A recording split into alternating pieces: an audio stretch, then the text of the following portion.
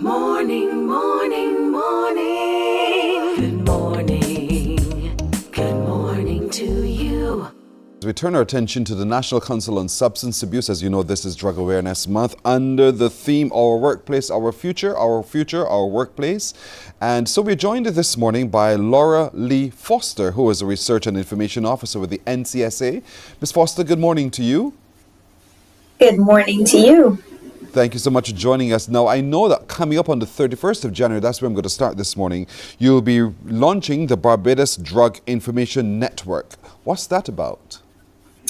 So yes, Pearson, on the 31st, we actually will be releasing our 2021 report from the Barbados Drug Information Network.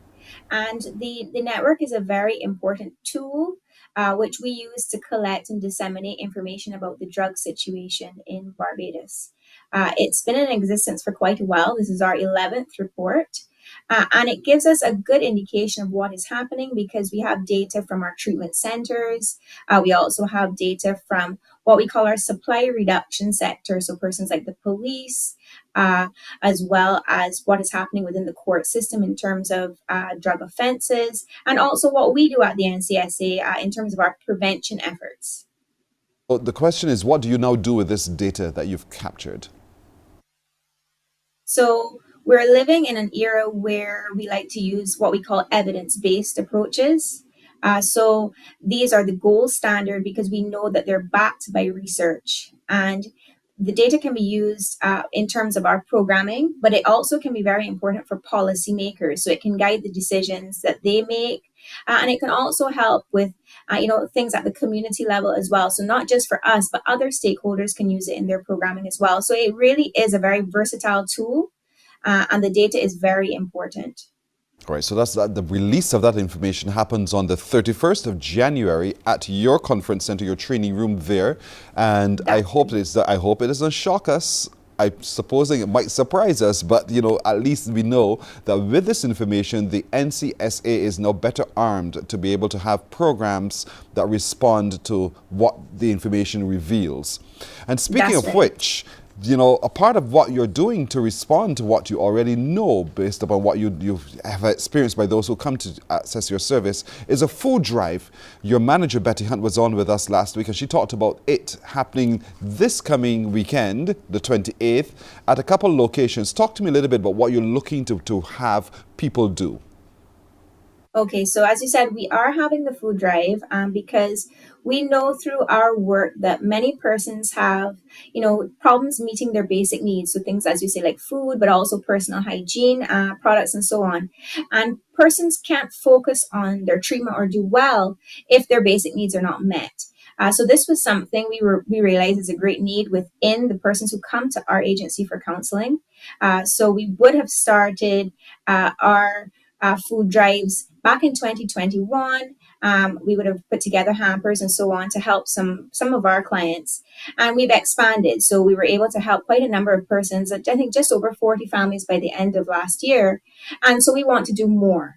So that was why we then, we had this thought that maybe if we go bigger and we ask for donations from persons shopping in the supermarkets, we may be able to expand our reach as well. So that said, we will be at my stores, Warren's, Worthing, and Sunset Crest on Saturday between the hours of 9 and 3. And we're hoping to collect some non-perishable items to put into our hampers that we'll be distributing in February. So we will have a list and we'll meet you there. We'll talk to you, give you a little bit more information about our food drive and where our initiative started, and then show you some of the items that would be helpful to us in our hampers. You've created that shopping list, and I want to, if we can, folks, we can share the folks with everybody watching. They're looking for things like dairy products, evaporated milk, for instance, cereals and grains like oats, dried goods, rice, chow mein, macaroni and cheese dinners in the boxes, dried peas. The shopping list is right there on your screen. Canned foods, tuna, sardines, corned beef, luncheon meat, canned vegetables, beverages like teas and mixed drink mixes, toiletries, which you just spoke about, bath soap, toothpaste, toothbrush, toilet paper, and detergents, laundry detergent. These are things to help lift lift someone's dignity because we feed them and we bathe them, so to speak. We keep them clean and tidy. And that's what it's all about. So as much as possible, as you go to either Massey Worthing, Warrens, or Sunset Crest in Whole Town, that as you do so, tick something off the shopping list indeed, and drop it in the barrels, the collection bins that will be there. And some of your members will also be at each location to interact with folks, Laurelie. That's right. So we're going to have members of our team stationed at all 3 locations throughout the day. So you'll have a chance to interact with us and get to know us, learn more about what we do. And every donation goes a long way, no matter how big or small. So even if it's just one small can, that will go a long way to helping someone in recovery. So we'd be grateful for that donation. We've learned that from the Bible. We can do it ourselves in person when we go to Massey Warrens, Worthing, or Sunset Crest, Whole Town Sunset Crest, for your shopping this Saturday between 9 o'clock and 3 in the afternoon. The National Council on Substance Abuse officers will be there. You will see them. They'll look just like that. The shirt that Laurelie is wearing, they'll identify themselves very easily. But look at the shopping list. And from the shopping list, you purchase something or some things and you make your donation. Indeed, all of these are going to really empower people to bring their dignity back, to help those in need. And these are people who have been identified by the NCSA as people desperately in need, and the organization wants to be able to help indeed. Laurelie Foster, I want to thank you for again reminding us of who we are as a people, how we are as generous people indeed, and we want to be our brother's keepers.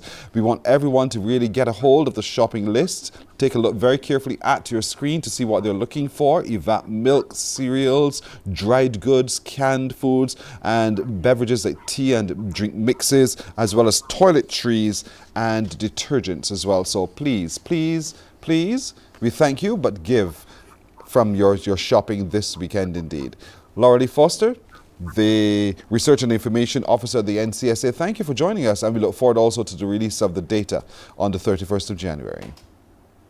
Thank you, Pearson, for having us as always. You're very welcome indeed. Morning, morning, morning.